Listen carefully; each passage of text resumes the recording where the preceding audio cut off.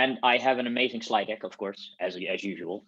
So first of all, my name is Brian. I am one of the co-leads of the JOK, and I will be leading this session today. I'm working for a company called Sneak. That's totally not important, but still I want to mention them, of course. If you have any questions about the virtual JOK or such, you can go to the Slack channel, but you can also ping me on Twitter. My Twitter handle is in the screen now. I have to mention this company again because Sneak is our main sponsor, and they provided us with the technology to broadcast nowadays, because Google Hangouts discontinued, and now we have to do this another way, and Sneak was so kind to help us out with this stuff.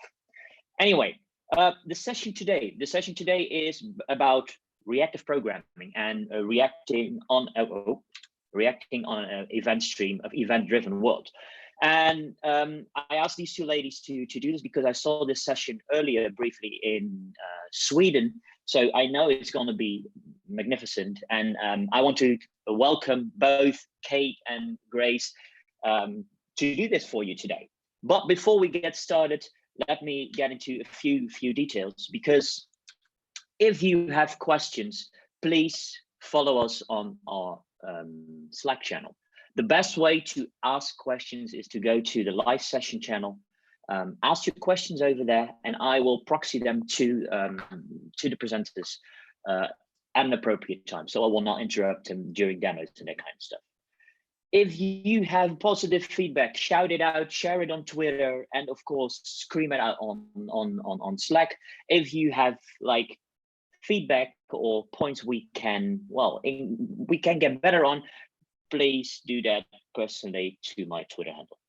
You get me. If you have any feedback, go to the virtual JOK Twitter handle or my personal Twitter handle, and feel free to give us feedback. You can also share everything on the Slack channel. After this recording, it will be directly live on the internet, and the recording will be live as well, so you can look it up afterwards. You can share it with friends, family, preferably both. But without any delay, I will move over and stop sharing my screen and moving over to Grace and Kate. So Grace, Kate, welcome, and I'm glad you two will wanted to join me here on this virtual JOK session. If I'm not mistaken, Kate, this is your second time on the virtual JOK? It is, yes. I think last time I was about microservices, but I can't remember what about microservices exactly. But I've never done one with a co-presenter, so. Oh, that's a first one. I mean, co-presenting stuff is something completely different, if I'm not mistaken, or in my opinion at least. Grace, this will be your first time on the virtual JOK, right? Yes, yeah, my first time on the virtual JOK, which is exciting. All right, so I just want to say the floor is yours. I will mute myself. If you have any questions, feel free to ask them. I will be here, but you will not get interrupted by any coughing or any weird sounds from my office. So let's get going. Cool. Thank you very much, Brian. So yeah, hello. This is Reacting to an Event-Driven World. My name is Kate Stanley. I'm a software engineer at IBM. I work on a product called IBM Event Streams, which is a fully supported Apache Kafka. So that's where my interest in Kafka comes from. I am very involved in the Kafka community, and I like going and talking at conferences about Kafka. And I'm presenting here with Grace Jansen. Yep, hi, I'm Grace Jansen, and I also work in the Hursley Labs, same as Kate, for IBM. I'm a developer advocate, and I specialize mostly advocating around reactive technologies, reactive architecture, reactive programming, all things reactive, basically. So that's where my interest in this presentation comes in how do we best architect for reactive systems. And I, as well as Kate, enjoy going to conferences and meetups and presenting about the stuff that we learn. So why were we interested in this topic in the first place? So applications nowadays are having to deal with an exponential amount of data. The graph isn't necessarily important in terms of the statistics. It was just there as an image to show you and to emphasize just how much data and how much growth we've had in the amount of data that our applications now have to deal with. In fact, every second, around 6,000 tweets are sent, over 40,000 Google queries are searched, and over 2 million emails are sent. That's a huge quantity of data, and our applications have to be able to deal with this. And they have to be able to deal with this nowadays due to sort of society's increased expectations of our applications, with fluctuating amount of users trying to access those applications. So for example, the number of users using our applications on Black Friday could be completely different to a day in summer when it's hot and sunny and everyone's outside. And people want to be able to have this information from all of this data in a split second. We're expected to have this increasing responsiveness to the events that are changing in our applications and in our world today. So how do we really achieve this? Well, before we go on to have a look at exactly how we can achieve reactive applications, first we're going to get some coffee. Ironically, neither Grace nor I drinks coffee. However, there are plenty of coffee shop demos out and about, and the one we want to shout out to, which is one of the starting points where we started looking at Kafka and Reactive, is Clement Escoffier's Quarkus coffee shop demo. So you can go ahead and find this on GitHub.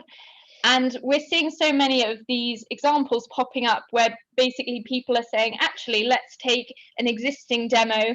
The coffee shop one or the shopfront one has been done many times before.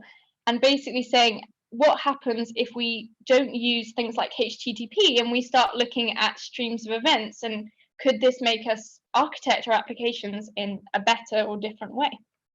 So we went through this application, and it's just kind of to show you where Event Streams fits into this as a potential improvement upon some of the HTTP systems that we were using before. So as Kate said, we've taken the coffee shop example because every presentation needs a coffee shop example. Yeah. So imagine all of us go from the virtual jug and we decide we actually want to meet up in real life because coronavirus isn't there anymore. So we're meeting up in this coffee shop and all of us love coffee. So we've gone in, hundreds of us in this coffee shop, and we're going to send a HTTP request into the coffee shop to give our order. And then we're sending a HTTP request to the barista to actually tell the barista what order we've ordered. Now, if Kate and I just went to the coffee shop, it would probably be fine for us to go in, take our orders and wait at the bar. And it would probably be okay for the barista to serve one of us at a time until the order had completed. Because there's only two of us, it's not that much to deal with. But if we've got hundreds of us all going in and ordering at the same time, it's a bit of a waste of time for both us and the barista if we're having to wait for them to complete the order to come back to us, and we're having to wait for that order to see if it's done. So how can we architect this better so that we don't have to be waiting at the bar and the barista can spend his time doing multiple coffees at the same time? So more effective use of the resources. So this is where having an event backbone might come into play. So in this example, we're still using the HTTP to transfer our order to the coffee shop, but instead of having a HTTP request to the barista, now we're using an event backbone. So essentially what happens is when we go into the coffee shop, we give our order and our orders are added to this event backbone queue. And what happens is the barista can essentially read off that log of that queue to find out what orders need to be done. And what that means is whilst the coffee is brewing or the machine is working, the barista can read off the next order or even serve an order that's already completed. And so what that means is once the order is completed, the barista can then update the event backbone to say, your coffee's ready. And instead what it will do is update the board to let each customer know. So instead of having to wait at the bar or at the table or at the counter, now we can go sit down, have a great chat about Java, and then come back when our coffee is ready. So it's a far more efficient use of all of the resources within our application by basically not blocking them and enabling that more efficient use of them.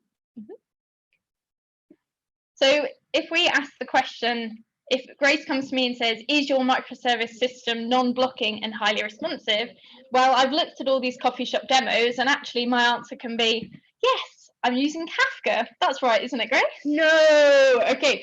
Using Kafka is an amazing tool when you're looking at building reactive applications, but Kafka is a tool that needs to be used in the right ways with the right architecture in place. So just because you're using Kafka, it does not mean you're building these highly responsive, non-blocking systems that are incredible. You might have an incredible system, but it might not necessarily be completely non-blocking and as responsive as it could be.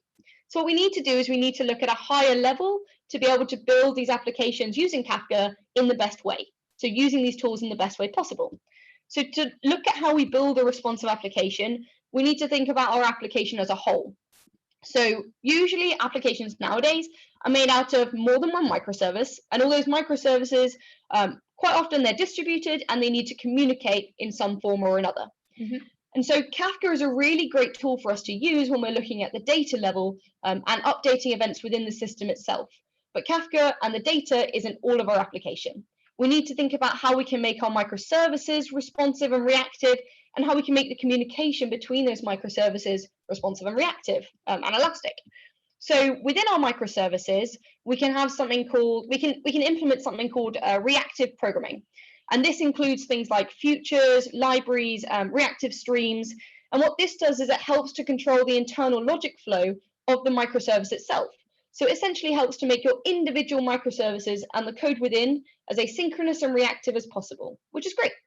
And then when we're looking at the system as a whole, because usually we've got more than one microservice, we need to be thinking about things, a concept called reactive systems or reactive architecture, as it is often called as well. And what that means is we need to be thinking about, okay, how is the communication between our microservices responsive and elastic and resilient to failure? So when I talk about reactive programming, as I said before, it's about the internal logic flow. So here's a definition for you for what reactive programming really is, what it covers. Because when people talk about reactive, a lot of the time they assume that we're referring to reactive programming and not reactive programming with reactive systems. So you need both to make an entirely reactive system. So reactive programming is just about asynchronous programming, and it's a way to drive the logic forward within your microservices based on the new availability of new information. And so, as I said before, the different implementations you can use and the different patterns you can use include things like futures, reactive programming libraries, and reactive streams. So futures, for those who haven't heard of them, is essentially just a promise to hold the result of an operation once it completes. Reactive programming libraries can include things like RxJava and Small Rye Mutiny, and they help compose asynchronous and event-based programs, and you can go and check them out. They've got their own websites. RxJava is quite widely used at the moment, especially in a lot of the reactive frameworks that I'll mention later. And then you've got reactive streams. So this is a programming concept for handling asynchronous data streams in a non-blocking manner, and it also enables things like back pressure. Now, I'm not going to go into reactive programming in too much detail, because that would be an entire presentation in itself. So instead, let's look at the architectural level. So let's assume your microservice is beautifully programmed with reactive programming. Let's check out the architecture. So in 2013, there was a manifesto created by a bunch of software engineers who said, right, we need some sort of specification to determine how we're going to build reactive applications. So they came up with something called the Reactive Manifesto. And what it is it's essentially a specification to help you checkbox to see if your application is really going to be as reactive as possible. And it's based on 4 key cornerstones. The first of those is it message driven? So essentially, is there an asynchronous form of communication as the backbone for your application? You've then got to build on top of that and make it elastic and resilient. So these 2 features are really important because they're what's going to be essentially almost the most important components of your application. If your application isn't resilient, you're not going to have an application to worry about being reactive because it's probably going to be down. So we can't, as engineers, we cannot account for every potential failure our applications could face. So what we need to do is we need to design our systems so that they're resilient in the face of those potential failures. So it's really important that we think about the resiliency within our applications. Elasticity, well, that's more for providing our users with the best user experience possible. I need to be able to deal with a fluctuating load of data and of users.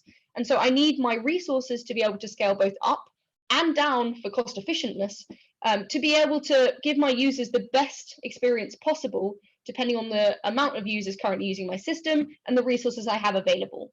So again, it's really important if you want to be able to make your system as reactive as possible and as responsive as possible, then that's what you need the elasticity for. So yeah, the last cornerstone is responsiveness. So if you can get an asynchronous backbone, you can introduce resiliency and elasticity into your application. You can enable that responsiveness to changes and events in your system that essentially makes your system reactive. So that's the Reactive Manifesto, and that's kind of what you want to be aiming for when you're building your systems if you'd like to try and get them to be as responsive as possible and as non-blocking and highly responsive. But how do we achieve that? Well, there's a few different reactive architecture design patterns. We're not going to go into full detail on these specifically because I actually have done a presentation where I have gone into more detail at a different conference. But also, there's so many different areas of these, you could almost do a talk on each one. But these are some of the design patterns that you can start to look at to move in this direction of being reactive and more responsive. We've got CQRS, so this is command query response request separation, and that's separating your write API from your read API. So you're kind of looking at your application and saying, how can I make the best of my write and reads to get the best in both scenarios? There's event sourcing, where you're having your objects within your architecture that you're passing around all represented as events. So you can see there, as an example, we might have Kafka at the base of that. There is Saga, which is a mechanism to take traditional transactions that we would have done in a monolithic architecture, but do it in a more distributed way. So you can't really do the same kind of transactions that you would have done in a monolithic app in microservices, but you can have this idea of having individual sort of mini transactions that if then a later state you want to backtrack and do something different, you basically have to undo all these micro transactions, and you have, for every forward movement, you have the reverse movement that you know how to do. So that takes quite a bit of collaboration between the apps, but it can be done to get a sort of transaction. And then of course we have sharding. So if you've got one monolithic app, you would have one database, but when you're broken up into lots of pieces, you're going to want to have each service to own its own data. So splitting up your database is a good thing to do. So these are some of the starting points for reactive design patterns. But today, the specific thing we're looking at, and why particularly I'm here, is to talk about Kafka. So we're going to look at how do we configure Kafka for a reactive system. So first of all, for those of you who aren't aware of what Kafka is, it's an open source distributed streaming platform. It allows you to publish and subscribe to streams of records, to store records in a durable way, and process streams of records as they occur. And for me, my favorite thing about Kafka is actually the community, because it's becoming the de facto event streaming platform. So there are so many people picking it up. I go along and talk at the Kafka Summit conferences every year, and the community around is just growing and growing. And there are so many companies that are picking this up, and not just the companies that are always on the edge, but even banks and companies you wouldn't expect to be moving forward with something that's quite new. But yeah, the Kafka community is growing loads, and you should definitely check it out. So this is what we have with Kafka. So let's look at how this fits into the reactive manifesto that Grace mentioned. Okay, so we've talked about this reactive manifesto, and we've said how Kafka can be a really awesome tool when we're building them, but how does it really fit in? For example, you talk about Kafka, and often I think we assume that Kafka is this, what it used to be described as an event-driven system. But in our reactive manifesto, it says that it's a message-driven system. So where does Kafka fit in with that? Is it message-driven? Can it form the asynchronous backbone we need? Yes. Well, you're pleased to know that it can. So if we look back at the reactive manifesto, actually, if you delve in, what we really need is reactive systems rely on asynchronous message passing. So you want an asynchronous system, which Kafka is. And actually, if you think back to the definition I gave, we were talking about records there. So in Kafka, you talk about passing a record around. We haven't specified whether it's a message or an event. So let's have a look at what is the difference between a message and an event. And all of this is actually documented in the reactive manifesto, right? Because they originally put event-driven and then had another think and decided to move it across to message-driven, but be more specific about what is a message. So a message is an item of data sent to a specific location, whereas an event is a signal emitted by a component upon reaching a given state. So you could imagine a message might be, I want you to create this order, as opposed to an event saying an order was created. But the key thing is a message can actually also contain an encoded event in its payload. So the message could be, I want you to update your state, please. You know, here's a new order, but it could have an event that's like, this was the order that got sent in. And from a Kafka standpoint, you just need to make sure that the records you're sending around are messages. And in Kafka, you can decide which topic to send them to, so you can send them to a specific location. So from that point of view, we're good. And if you want to have a little bit more of a read on the difference between messages and events, like I said, it is linked all in the Reactive manifesto. And I think that's a really good explanation. It kind of goes into the depths of it. Yep, there's a whole blog out there as to why they switched from having an event-driven to a message-driven cornerstone within the Reactive manifesto. So if you really want to learn more about why they made that switch and what the differences are between what can be quite loaded words, it's a great blog to essentially go and have a read of that and find out that information. The other thing that I find really interesting as well from the Kafka standpoint is actually I was building up the slides for this presentation, and the Kafka intro slide, I've used that a few times before, and I realized it used to say event, and I went back and looked at the Kafka documentation, and they've actively swapped to saying record everywhere instead of event. And I think it's because people use event and message interchangeably and aren't clear on which they use. So Kafka just said, well, we don't care, so we're just going to use record, and then it's less confusion. Absolutely. So we seem to have covered the message-driven backbone element of the Reactive manifesto, because Kafka can clearly provide that asynchronous, message-orientated backbone that we need. Yeah. So what about resiliency? How do we achieve resiliency using Kafka? Well, Kafka is a distributed system, and because of that, it does have to have resiliency built in. So to look at that, we do need to delve a little bit more into how Kafka works. As I said, it's a distributed system, so it runs as one or more brokers. And normally you would start with 3, and you'll see why in a minute. But we have our brokers, and these are where our work sort of happens. If you were running Kafka on Kubernetes, say, then you would have a different pod for each broker. Then in Kafka, all of the records that you send into it, they're grouped into topics. So you decide how you want to group them, but broadly, that's how you initially group them. And within a particular topic, they're broken down into partitions. We'll see how the partitions come into later. But for a particular topic and a particular partition, we have them spread across our different brokers. But the key thing is that actually under the covers, Kafka does replication. So for a particular topic and a particular partition on my broker, I will send the records into Kafka, and under the covers, Kafka will copy all of those records onto the other brokers. And what you do is you have a particular broker, which is the leader for a particular topic and a particular partition, and then the other ones are dictated as the follower.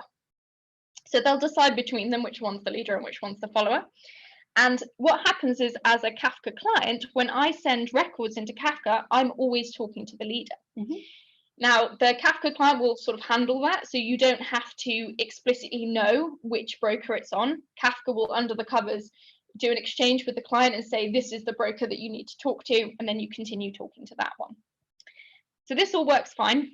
You're happily going along. But the key thing is, what happens if one of your brokers goes down, right? That's where resiliency comes in. So if my leader goes down, it's now offline.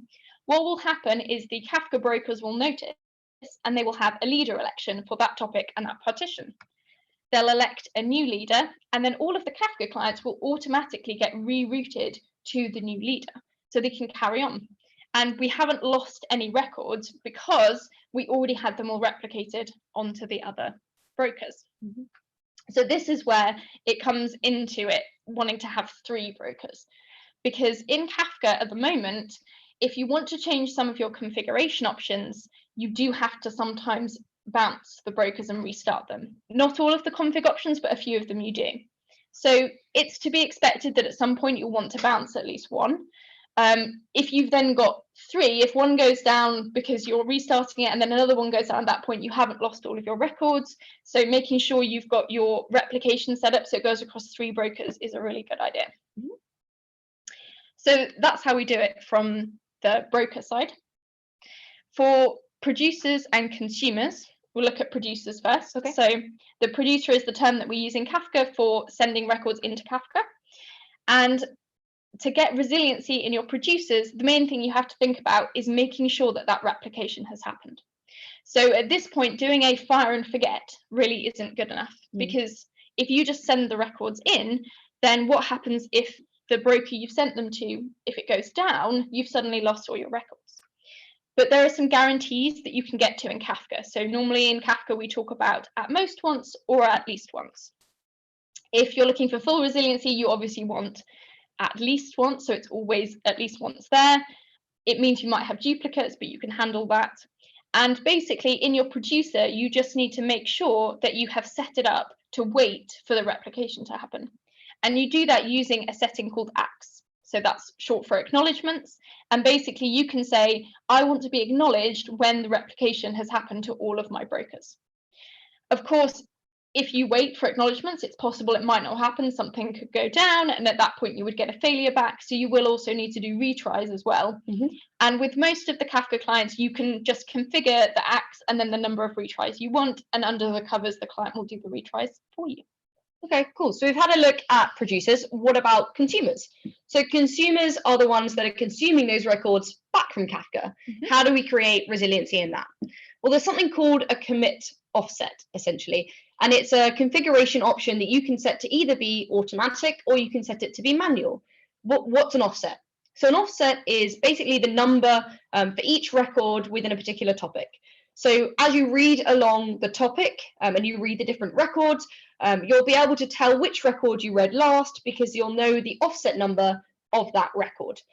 Now, when you're setting an offset or committing an offset, when a consumer commits it, that basically means that consumer has read and processed that message.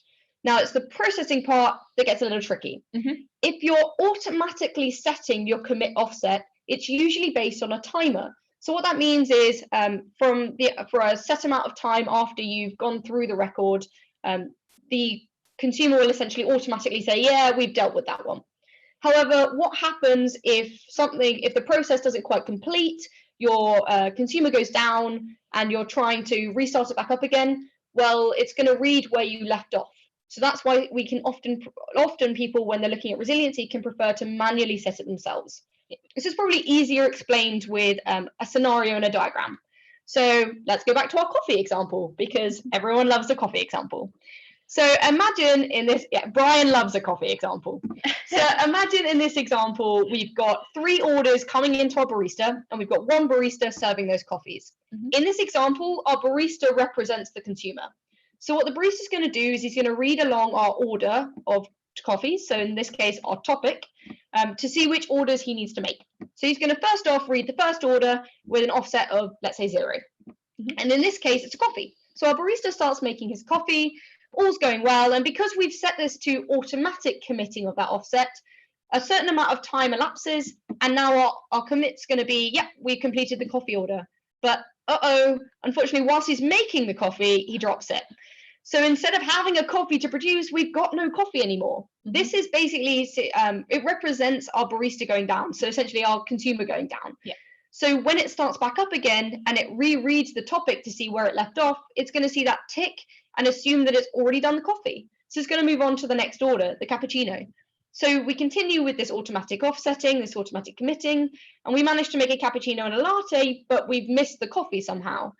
So in this sense, it's not as resilient as it could be because we've managed to basically our broker's gone down at some point and we've lost that coffee order. So if you're not bothered about losing orders, it might be all right to use auto committing, but if you are worried about that, maybe it's manual that you want to consider. So what happens in a manual commit? So when you manually choose to commit your offset, what that means is you're choosing when you tick that box to say, yeah, we've dealt with that record, or we've dealt with that order in this case. So we've chosen in our application to only commit that offset once we've served the coffee itself. So we know that that customer has that coffee. So as the barista is making the coffee, you actually don't see that tick until he serves it. And then the same happens for cappuccino and latte. What this means is that even if the barista was to drop the coffee halfway through, we wouldn't have committed the offset. And so when we start back up again, we would have just started off making the coffee again. So we definitely get the processing that we need for every single record. So it can be something that you need to think about when you're thinking about resiliency for your consumer. Are you going to set it as a manual offset or an auto commit offset? That's up to you to decide as to what you need and whether you need that resiliency. But if you are trying to build as resilient a system as possible, it might be worth going for that manual commit to really make sure you know when your consumers are committing that offset. So I think we've covered resiliency fairly well.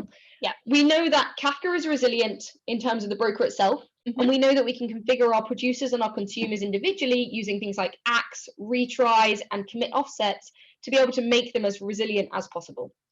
What about elasticity? Can Kafka be elastic? This one gets a little bit more interesting when it comes to Kafka, because normally elasticity, you would imagine scaling up and then scaling back down. And with the brokers themselves, they aren't necessarily designed to work quite like that. Okay. We do have scalability, however. So we'll talk about that yet first, and then we'll look at elasticity when it comes to the actual producers, consumers. So from a broker perspective in Kafka, the way you get scalability is with those partitions that I mentioned earlier. So there is a reason that the topics are broken down into different partitions. And that's because for a particular topic, you wouldn't necessarily want all of the records to be on one broker, because you might then overwhelm that broker with requests, because as we know, all of the clients just talk to the leader. So even if those records were available on other brokers, they're just going to go to the leader still.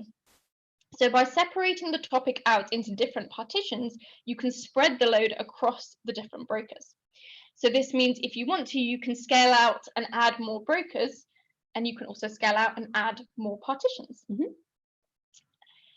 However, scaling down is a little bit more tricky, because you then start to think about, okay, well, what do I do with all these records that I've now scaled out and put into different places? Yeah. So in Kafka, in general, you will look to start out with the number of brokers that you actually are going to want going forwards. Scaling out brokers is a bit easier, but particularly with partitions, in the way that they work with the producers, you are going to want to start with the number of partitions that you want and then not go anywhere.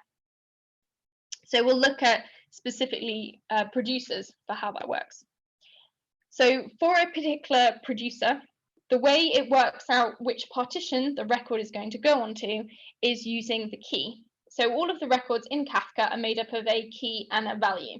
So your value would be your message in this case, but your key is how it determines what partition to go onto. So when you first create your getting started Kafka app, you probably won't set a key, and that's fine. If you don't set a key, what will happen is all of the records will get round robined to the different partitions. So you can see here as an example, we would end up with partition 0, partition 1, then partition 2. And then if I continue producing, it would just go round again. However, if I were to set a specific key, all of the records would go to the same partition. But ordering in Kafka is only per a particular partition. So that's where actually changing the number of partitions gets a bit tricky, because which partition the records go onto depends on the number of partitions, because they use a hash of the partitions to work out which partition it should go on. So as soon as you increase the number of partitions, you throw ordering out the window. So if you don't mind about your ordering, you can scale up to different partitions, and you can have your producers all sending to the partitions. But if you do care about ordering, you're going to need to start with the number of partitions that you're going to continue on with. So then we have the consumers. So producers in Kafka for scaling and elasticity, you can scale up and you can scale down the producers. That's pretty straightforward. With the consumers, we have to think a little bit, and again, it links into the partitions, which is our key of scalability here. So in Kafka, you have something called a consumer group. So it's fairly normal to want to run multiple instances of your microservice and have them between them read all of your records, right? And that's what the consumer groups are for in Kafka. So here I've got two consumer groups, A and B. The first one has 3 consumers and the second one has 2. And I've got 3 partitions in my topic. The consumers will stand up as applications, and when they connect to Kafka, they give forward an ID, which is their group ID. So the reason they're in the same group is because they've all given the same ID. And what will happen is the 3 consumers, they will get 1 partition each. So in this case, we've got the first consumer has got partition 0, the second one partition 1, and the third one partition 2. And Kafka will just make sure that this is the case. Because of the ID, it knows they're in the same group, so it'll route them to the right partition. For B, we don't actually have quite enough consumers to have one partition each, but that's fine because one of the consumers will just get 2 of the partitions. So this means in my consumer group, between all of the applications in the same consumer group, they will get all of the records on that topic. However, the interesting one is when we add an extra consumer. So if I add an extra consumer to group A, there aren't any more partitions. And if I were to split a partition between 2 consumers, ordering's gone out the window. So at this point, this consumer won't get any records. So the key piece here is with your partitions, actually, you can only scale out your consumers up to the number of partitions. Because if you go any further, the extra consumers, they don't get any of the traffic. So when you're consuming from Kafka, you can elastically scale your consumers out and down, but you can only go out as far as the number of partitions that you've got. So you do have to think in advance how many partitions you are going to need. Okay, so we've pretty much covered most of the Reactive manifesto there. We've discovered that, yes, Kafka is good at being or a good tool to use for our asynchronous message-driven backbone. We discovered that we've got resiliency within the application, within Kafka brokers itself, and we can configure resiliency for our consumer and our producer. And it looks like we can have achieved some form of elasticity or at least scalability for our Kafka brokers and for our consumers and our producers. So it seems like Kafka seems to be a good fit, and there are lots of configuration options that we need to be thinking about when we're trying to build it in a reactive manner. So if we want to try have a go at this and have a go building a reactive application using Kafka, for example, how do we get started? Well, there's a really great guide out there. You can see the link here at the bottom of the page. And this guide, essentially in about 10 minutes, will get you started with Zookeeper and Kafka. At the moment, you still need to be starting Zookeeper as well as Kafka for metadata reasons.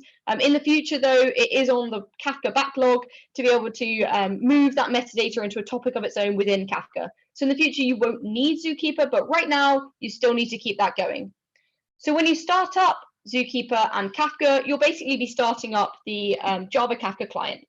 And within that, you get a producer class and a consumer class. However, these aren't necessarily tailored towards reactive architecture or building reactive systems. But don't panic, you're not alone. There are loads of frameworks and toolkits out there that you can use to be able to build a reactive microservice framework, application more easily, rather than having to do it all yourself. So we've just picked 4 here that are some of the more commonly used ones when you're using Kafka in a reactive manner. So we've got Reactive Kafka, we've got microprofile reactive messaging and reactive streams. You've also got Alpaca Kafka connector and the Vertex Kafka client. So we'll go through sort of the differences between these vaguely now. So let's talk about Reactive Kafka first. So Reactive Kafka is essentially just a thin layer of reactive streams over the Kafka client. So what it helps to do is it helps to hide the complexity of Kafka and provides that built-in back pressure support. We've also got microprofile reactive messaging. This is essentially just a specification that provides the asynchronous messaging support based on the reactive streams microprofile implementation that I talked about earlier. And implementations of reactive messaging specification include things like small array reactive messaging, OpenLiberty, Quarkus, and WebSphere. The reactive messaging is slightly different because it's based upon something called the channel framework. There are tons of blogs out there which will explain what the channel framework is if you'd like to delve into that. However, it is long enough to be its own talk, so we won't go too far into it. Now, we've also got something called Alpaca Kafka connector. Alpaca Kafka connector was originally built by the company called Lightbend, who have their own reactive stack. So Alpaca actually builds off something called Akka, and Akka is based on something called actors. So actors are sort of a different granularity level to build an application it's slightly different to microservices.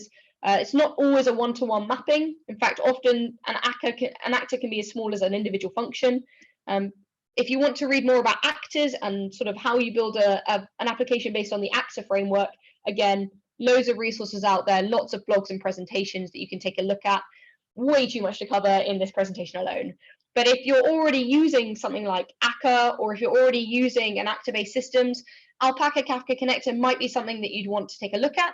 Again, it just hides the complexity of Kafka and helps with that built-in back pressure support. Now, the last one I'm going to talk about is Eclipse Vertex. So this is, again, all of these are open source projects, so they're all free to use. The Vertex project is based upon a reactor pattern. So it's essentially a single threaded event loop. And what it does is it runs on the JVM.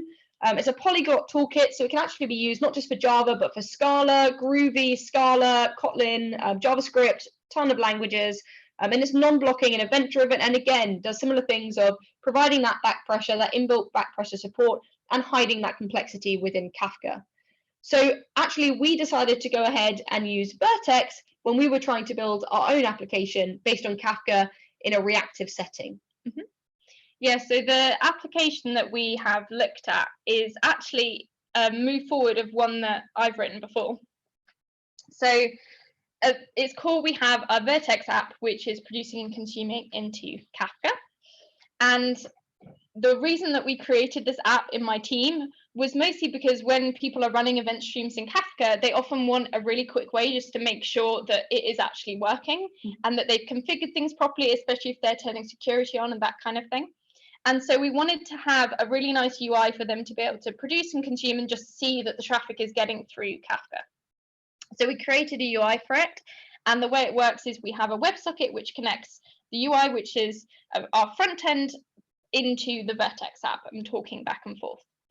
And I have written this app before, the core Java piece. And before I used the inbuilt Kafka Java clients that just come by default. And we ran into some interesting things with those. Took us a while, but we got it up and running. And then when I started talking to Grace about Reactive, I thought, actually, I wonder what would happen if we tried to rewrite it, and would it be a better fit for talking to Kafka? And it turns out, actually, yeah, it was a really good experience. So previously, we had a lot of issues around, particularly, how are we going to coordinate this Vertex to the WebSocket and back to Kafka? How is this even going to work and passing these events along? So let's have a little look at just the normal Java Kafka client and see how it compares to the Vertex piece. Mm-hmm. This is the producer code. This is just a snippet. So you can see this is the example that they have on their documentation. We've just got a loop that goes from 0 to 100, and we're just doing a producer.send every time. So if we look at the reactive version of this, the Vertex version, it's pretty similar. We have a loop, we're producing. So from a producer side, the reactive piece doesn't necessarily shine as much. The interesting one for me was when I started looking at the consumer side. So this is the example that they give in the documentation for Kafka for how to do a consume. So we've got a while true loop, and we do a poll, and that gets us back a set of records, and then we have to loop through every record, and for each one we process the record and then commit it if we're doing manual commits, so that we have resiliency. Mm-hmm. And I showed this to Grace, and you were like, oh, this seems like Reactive could do this better, right? Yeah, it just didn't seem very asynchronous. Exactly.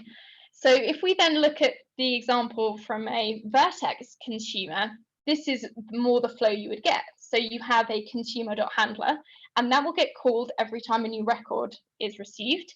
And then you could have a function which could be process record, which could do something asynchronous, which could then have a handler that does the commit perhaps. And then you could even have then a handler which handles that commit. But it suddenly feels a lot more reactive in the way that you're actually, rather than saying, I'm going to do this request and then sit in this for loop and then loop through the things that I get back.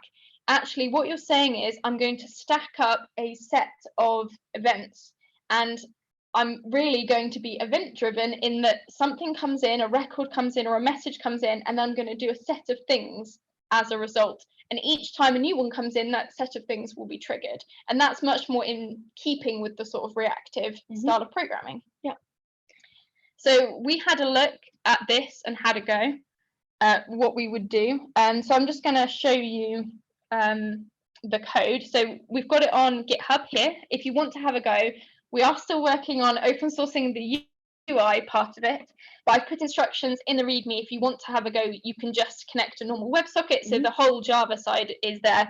We just haven't quite got the shiny UI, but I'll just show you it running so you get to see the UI anyway. And if you take a look at it and you've got ideas on how we can improve it, or want to even translate it into a different language, please let us know.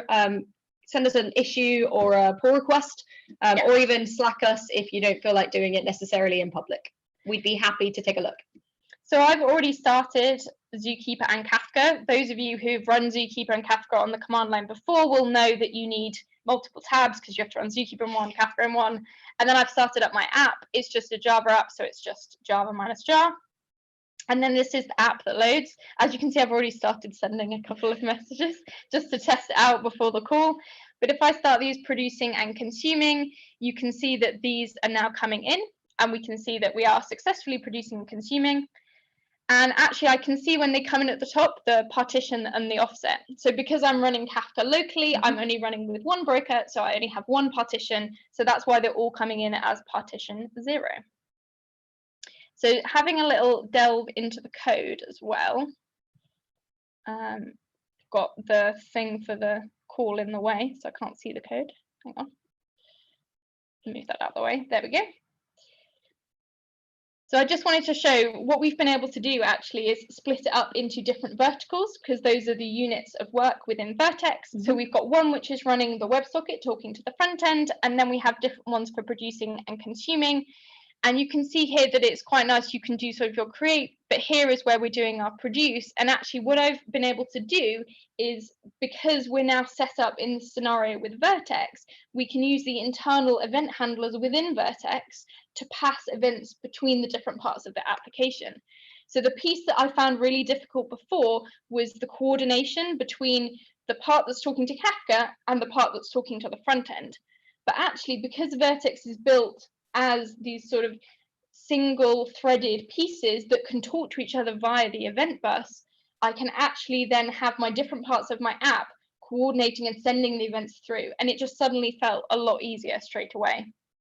So you can feel free to go have a look at the code, have a play around. As Grace said, if you have any suggestions or want to create a pull request, go ahead. But for me, it definitely felt like suddenly we could write this application in a lot simpler code, and I didn't have to have lots of headaches around what happens if I have some threading problem and I'm gonna pause this thread or whatever. It was much easier because it is single threaded. I think, as you say, a big thing we noticed was just the reduction in the lines of code that we had as well. It was really significant. Definitely. Cool. So from what we've covered, it looks like building Reactive is a really interesting way in which we can potentially make our applications more resilient, elastic, more responsive to our users. So it seems like a really interesting architectural style that maybe more people should be considering. And that Kafka can be a really useful tool when you're considering building your application to try and be as responsive as possible. But you need to think carefully about how you use that tool in the best way possible to achieve that responsiveness. Yeah. But you're not alone, as we said. There's loads of reactive frameworks out there to help you along the way. We used Vertex, but you can use any of the frameworks and more online as well if you feel like they're better suited to your application. But it's great to be able to have those frameworks out there that can make your lives much easier than having to design it all yourself. Yeah. And if we haven't bored your heads off about reactive systems, I've written a short 25-page book. Honestly, it took an hour maybe to read. Yeah. And it's on reactive systems. And it's sort of just a written down explanation of what we've been talking about. So what reactive systems is, examples and scenarios when you maybe want to use it, and frameworks and toolkits on sort of helping you to be able to achieve that, and why you might want to choose one over another, and also how that fits into things like machine learning and other tools that you might be using in your applications. That's free online, and the link's here if you want to take a look. And if you do want to have a go at running Kafka yourself, and you're looking for something that provides support for Kafka and value add capabilities on top, then feel free to check out Event Streams, which is the product that I work on. We also have an award-winning UI. As you can see from the demo, I sort of went to our designers and said, I'd like to do this demo, and they came back with the UI that you saw. So they're really good at working out exactly what a user needs and how to get to the right pieces. So personally, I'm really proud of this product, but if you want to check it out, then go ahead. And we also have a set of different links for you to check out as well. So the Reactive manifesto, if you did want to read the actual words they've written in their manifesto, the quick start guides for Kafka. So we've also put Strimzy on there. Strimzy is an open source Kubernetes operator for Kafka that I have contributed to, but it's a really nice way to get started with Kafka if you're looking for a Kubernetes option. It's also a really great operator. If you're looking at an example of an advanced operator, Strimsy is a great one to take a look at for that. Yeah, they've been running it for ages. We've got Reactive Kafka libraries. So these are the ones that Grace mentioned earlier. And then, of course, a link to our starter app if you want to check out the Vertex Kafka code. Great. Well, hopefully we've convinced you that Kafka and Reactive are the ways forward for building a responsive, resilient, elastic, and reactive application, and that hopefully using our examples and the tools and advice we've given, you can configure those in the best way possible for your own applications. Thanks very much for listening. All right. Thank you so much for this presentation. I do have a few questions, of course. First of all, can you after this call, can you send me the link so I can put it as a comment in the video so people can actually click on it? That will be even more convenient than type it from the screen. One of the first questions that came in, like reactive architecture in general, is that good for every kind of application, or should you more be thinking on real-time applications, or what kind of, like, when should you apply reactive architecture in general? So funny enough, there's actually a chapter in my book, but I'll give you sort of a short summary now. It's essentially just like microservices aren't right for everyone, reactive isn't necessarily the right choice to make for everyone too. It's got a cost benefit sort of weighing scale that you need to think about, because reconfiguring your application to be reactive takes time and effort and money. But it's important if you want your application, if you're dealing with multiple customers, for example, and you need to give them this data as soon as possible, and you want it to happen in an elastic and resilient way, then obviously it's important that you try and configure your application to enable this. If, however, I'm building, so for example, I built my own website to share photos with my family members, probably doesn't matter if it's gone down for a day, and it probably doesn't matter if it's a little bit slow if all 5 of my family members are trying to access it. So for an application like that, it's probably not going to be worth my time and my effort to reconfigure it to be reactive. But for an application that's on a sort of global scale, you've got hundreds of users, if not more than that, and you really need your application to be up and running at all times for both cost and also for the client experience, essentially, to make it as best as possible, then reactive is definitely something you should be considering. It's essentially, if you want any part of the reactive manifesto, that's when you should be starting to consider making your application in a reactive architecture manner, is what I would say. Yeah, seems legit. But I mean, it can be fun to make your photo website reactive. I mean, for the sake of it can be a fun little project, right? But I'm just saying that not for everyone they would want to put in that time and effort when it might not necessarily matter. Yeah. As an educational purpose, yeah, could be really fun.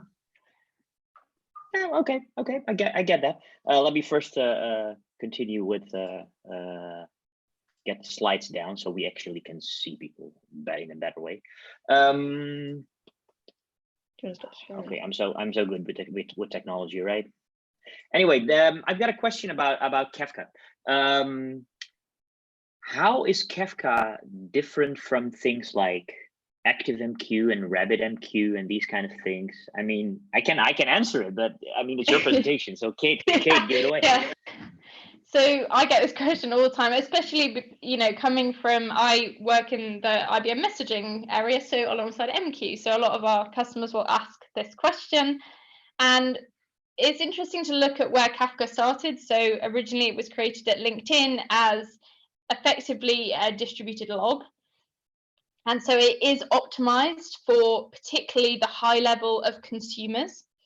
But some of the things that really does set it apart is being able to replay records.